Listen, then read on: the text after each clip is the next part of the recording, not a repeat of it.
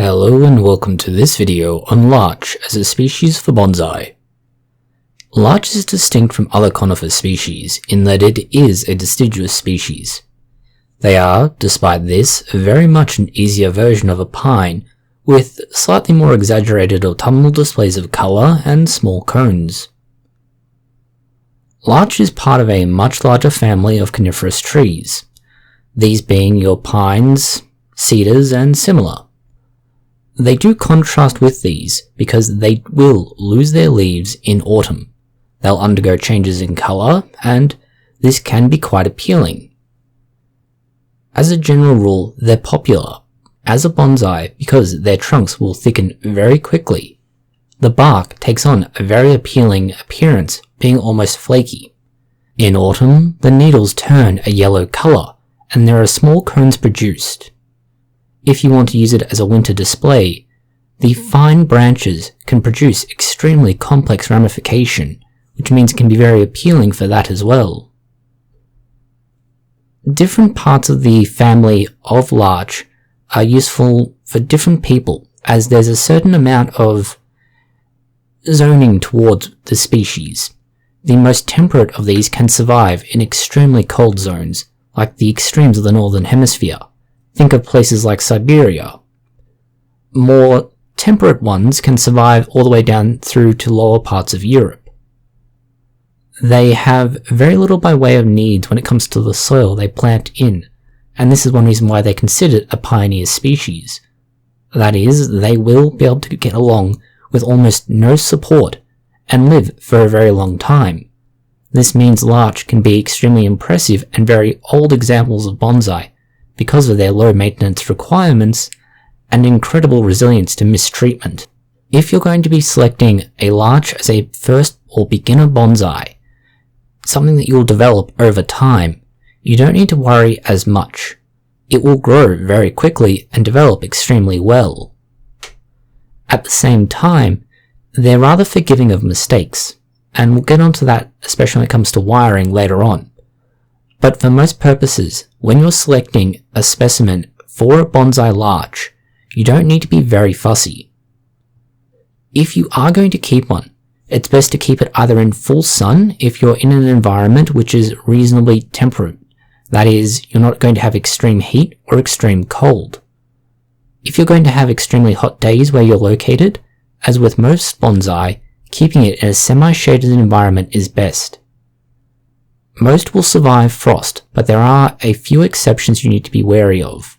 They also don't like to be exposed to excessive amounts of rain. There are also a few species of larch which do not like extreme cold, and you should be wary of these. They will be distinct from the rest of the varieties that you're looking at when we talk about larch as a whole, and so being aware of which is important, especially if you are in an environment which will vary year-round. The larch does not like to sit in water and have roots that are soaked, but it also does not want the soil it is in to be dry.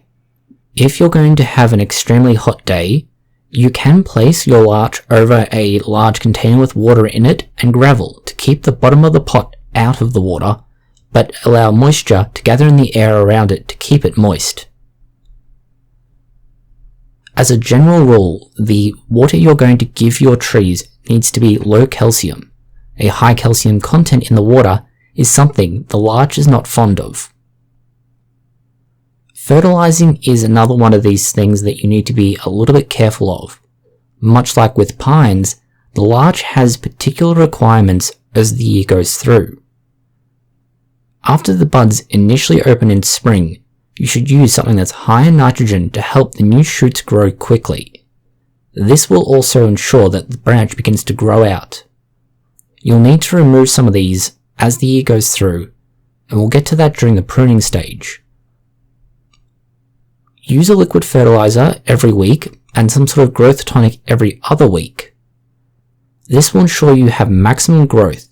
The larch will have a lot of development in spring, and you need to support this growth with fertilizer. If you are going to try and make sure you get the most out of it, go from using a high nitrogen fertilizer in the early part of spring through to a more balanced fertilizer throughout summer, and then reduce the amount of nitrogen in the fertilizer you are using going into autumn. The larch needs to be pruned extremely well. Large branches should only be removed in winter or early spring. This ensures the tree has time to cover up any damage that is done. Pruning is also another consideration in terms of how and where you cut the branches back. If you have a mature tree, your biggest challenge is going to be pruning the branches back in such a way that you don't develop a large knob at the end of the branch where you continuously cut back to. For this reason, you need to always have multiple branches in development to take over from each other. This is because one branch will be growing out, and this branch will be what you are using for the style or the appearances of the tree now, in order to ensure that when you cut that branch back later on, and you can keep cutting that branch back, you have another one to take over. If you don't do this, you'll get a large bulbous growth where the branch continuously grows back because of that aggressive growth.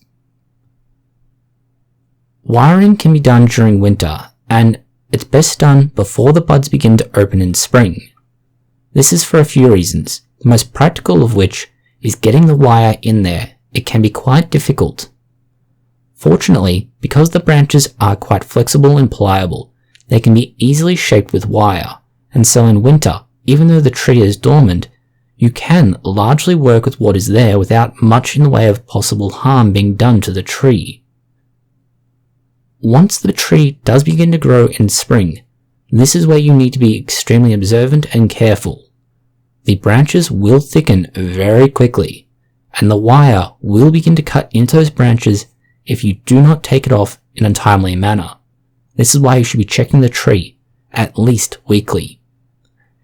If it does begin to bite in, the same damage will grow out, in a manner of speaking, very quickly, or at least relative to any other species.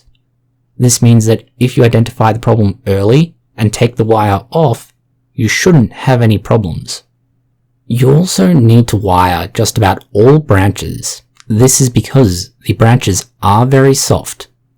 Because of this, the wire will also need to stay on for much longer than other species. This will lead you to one big issue when it comes to both wiring and pruning. You need to rewire the tree, most likely at least twice in a year. More often if the tree is growing extremely well. You'll need to check the wire, cut it off if it begins to damage the tree, wire in the opposite direction when that happens, and then keep an even closer eye on it. You'll then need to leave that wire on the tree for at least 2 years in many cases. If you take it off sooner than that, or if the wire has to be removed sooner than that, the branch may not style. This is one of the big reasons why larch are suitable for just about any style of bonsai, barring the broom shape. Larch, because of these branches and the nature of the trunk, are quite suitable for informal upright. This is because they generally have some movement to them, and they grow quite quickly. An alternative would be to plant them as a forest, again for the same reason. They don't have high requirements from their soil mix, they grow quite quickly, and they are relatively forgiving of any environment you put them in. Should you manage to keep your larch bonsai alive for long enough, the younger specimens will need to be repotted every 2 years, while those that are older every 3 to 5 years. This should be done in late spring. This is done for the same reasons as with most pine. It gives the opportunity for the plant to develop a root mass, take advantage of all that new nutrition you've given it in the soil, and grow aggressively. The other option is to do this in autumn. The advantages to doing it in autumn are that the tree will be trying to put all the nutrients back into its roots, and it will establish itself in the pot a little bit better. The larch has relatively few unique problems. Perhaps the only noteworthy problem per se is that you will not need to worry about cutting paste for your larch bonsai. That's because it develops a sticky resin, and this will seal any wounds you create. This is not necessarily a problem for the tree, but you may find it quite difficult to work with if it gets your tools that are quite gummed up, or if you aren't fond of the smell. Other than this, the general pests occur with larch as with any other bonsai. These are things like aphids, the caterpillars, beetles, some molds and rots. Nothing that's particularly exciting, but you should keep an eye out for them and deal with them in the usual manner. Propagation is another point that's unique to the larch. Unlike many others where you can take cuttings and similar, it's not really practical.